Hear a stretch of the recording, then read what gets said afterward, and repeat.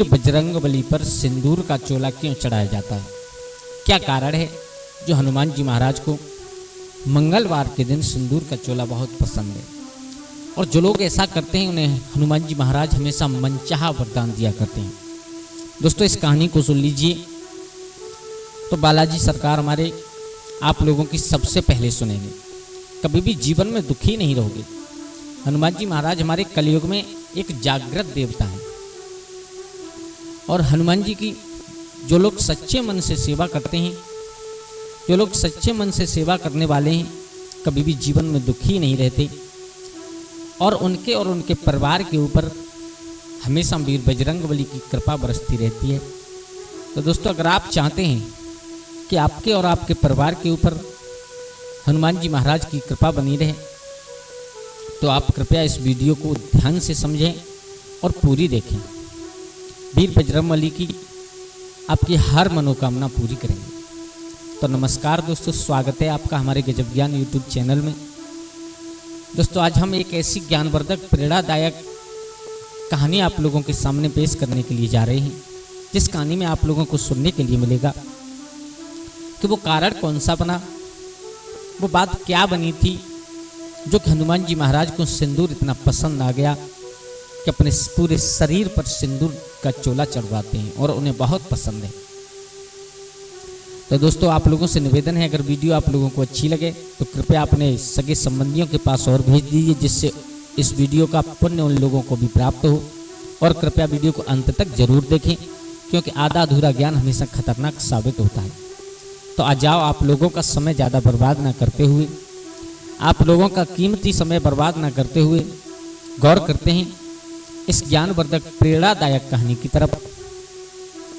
दोस्तों, ये बात उस समय की है जिस समय भगवान श्री राम लंका पर विजय प्राप्त करने के बाद अयोध्या अपनी जन्मभूमि में लौट करके आए थे।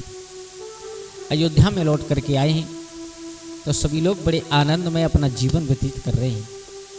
भगवान श्री राम ने छोटे छोटे राज्य और छोटे छोटे राजाओं को दे दिए थे, जिनमें वो लोग अपना शासन किया करते थे। भगवान श्री राम का एक छत्र राज्य था। मेरे भैया, एक दिन वीर बजरंगबली भी वहीं पर रहा करते थे। तो एक दिन हनुमान जी महाराज हमारे वीर बजरंगबली जी और महलों में घूम रहे हैं तो उनकी दृष्टि पड़ी कि उनकी माँ सीता, मैया सीता और अपने शरीर को श्रृंगार से सजा रही हैं। पूरे श्रृंगार किए मैया सीता ने अपने शरीर पर, और एक चुटकी भर सिंदूर लेकर के अपनी मांग के बीच में लगाया। और दोस्तों, ये हमारे हिंदू धर्मशास्त्र के अनुसार ये मांग में सिंदूर भरना बड़ा ही महत्वपूर्ण हुआ करता है। ये एक सुहागन का प्रमुख श्रृंगार हुआ करता है। इसे सुहागन स्त्रियां अपनी मांग के बीच में भरा करती हैं और इससे लंबी उम्र होती है उनके पति की। तो दोस्तों, हनुमान जी महाराज द्वारे से निकल करके गए तो उन्होंने देखा कि मैया सीता ने एक चुटकी भर सिंदूर लेकर के अपने बालों के बीच में मांग में भरा है। तो हनुमान जी महाराज से रुका नहीं गया, भवन में घुसे और मैया के पैर छुए। मैया ने आशीर्वाद दिया, जाओ बेटा, खुद सुखी रहो। फिर एकदम हाथ जोड़ करके पैरों में बैठ गई। माँ, मेरे दिल में, मेरे मन में एक शंका है। बोले, कहो लाल, क्या शंका है तुम्हारे दिल में? बोले, मैया, आप मेरी उस शंका का समाधान कर दीजिएगा। अगर आप नहीं बताओगी तो मैं जीवन भर इस शंका में घुट घुट करके मर जाऊंगा। बोले, बेटा बताओ तो, तुम्हारे दिल में शंका क्या है? बोले, मैया, मैं केवल ये पूछना चाहता हूँ कि तुमने एक चुटकी भर सिंदूर अपने सर मांग में क्यों लगाया है? क्या होगा इससे? मैया सीता को हंसी आ गई। बोले, हनुमान जी, तुम नहीं जानते हो बेटा। बोले, क्यों? बोले, तुम इसलिए नहीं जानते हो कि ये एक सुहागन स्त्री का श्रृंगार हुआ करता है और इसे लगाने से मेरे प्रभु श्री राम की लंबी उम्र होगी। मेरे प्रभु श्री राम बहुत खुश होते हैं। मैया ने हंस करके जवाब दे दिया। मेरे भैया हनुमान जी महाराज के दिल में बात वही बैठ गई कि अगर चुटकी भर सिंदूर से मेरे प्रभु इतने खुश होते हैं, इससे मैं भी लगाऊंगा। देखो, भक्त हो तो हनुमान जैसा, जननी जने तो येसो जनिए के दाता के सूर। या तो बेटा पैदा हो तो या तो दाता हो या छत्री हो, और नाय तो तू बांझ ही भली क्यों वृथा गमावे नूर। भक्त जने तो ऐसो जनिए ध्रुव प्रहलाद समान, और वीर जने तो ऐसो जनियो अंजन ने जनो हनुमान। हमारे हनुमान जी महाराज जैसा भक्त नहीं हुआ। तो हनुमान जी महाराज ने विचार किया कि जब चुटकी भर सिंदूर लगाने से मेरे परमात्मा मेरे प्रभु इतने खुश होते हैं, तो आज हनुमान जी महाराज ने कौन सा कर्म किया कि अपने पूरे शरीर पर सिंदूर लगाया। बोले जब थोड़े से चुटकी भर सिंदूर से प्रभु इतने खुश होते हैं, प्रभु की लंबी उम्र होती है, तो मैं पूरे शरीर से सिंदूर लगाता हूँ, जिससे मेरे प्रभु ज़्यादा खुश होंगे और उनकी ज़्यादा लंबी और उम्र होगी। हनुमान जी महाराज ने सोचा विचारा कुछ नहीं, पूरे शरीर से सिंदूर लगा करके बीच समाज में, बीच सभा में जाकर के खड़े हो गए। गद्दी पर मर्यादा पुरुषोत्तम भगवान श्री राम बैठे हुए हैं, अगल बगल में उनके भाई हैं, गुरु महात्मा वीर, बड़े बड़े छत्री, राजा महाराजा, सब लोग उस सभा में बैठे हैं।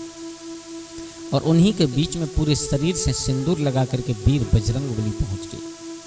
भगवान श्री राम की दृष्टि पड़ी, पूरी समाज जितने भी उस सभा में बैठे हुए थे सबकी दृष्टि पड़ी, तो सब देख करके हनुमान जी महाराज को हंसने लगे। बोले आज हनुमान जी ने क्या किया है।